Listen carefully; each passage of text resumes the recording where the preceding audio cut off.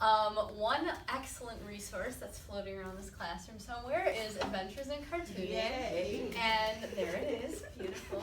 And not only is it an awesome story, but there's this little elf going through the story as you read it, explaining to you how comics work and where different things are placed and why. And there's tutorials in the back for how to draw the characters, how to create your own comics. So just an excellent resource to have in the classroom and a really fun story.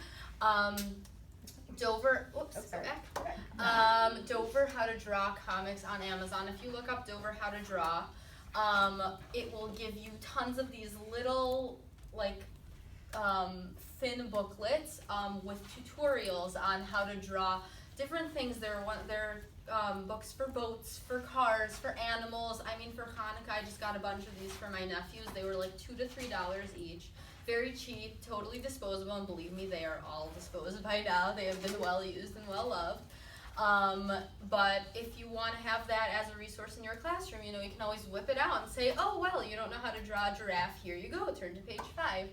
And then there's also I Can't Draw Until I Practice, which is a free resource that you can Google. So if you could go to the next slide. This is an example. So it really breaks it down for students who need that perfectionism in their comics and in their creations in general.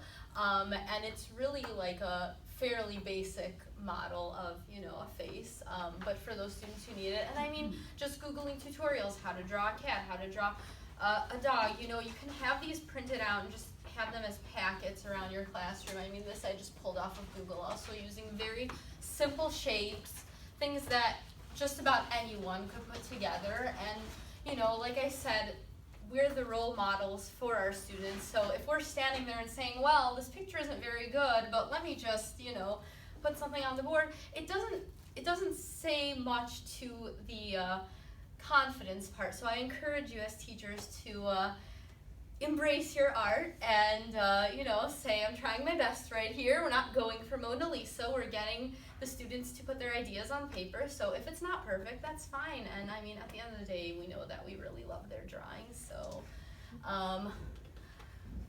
let's do some Faces 101. Let's try it. So if everybody could pull out a piece of paper, or Sarah has extras. If anybody needs pens, Paper and pens.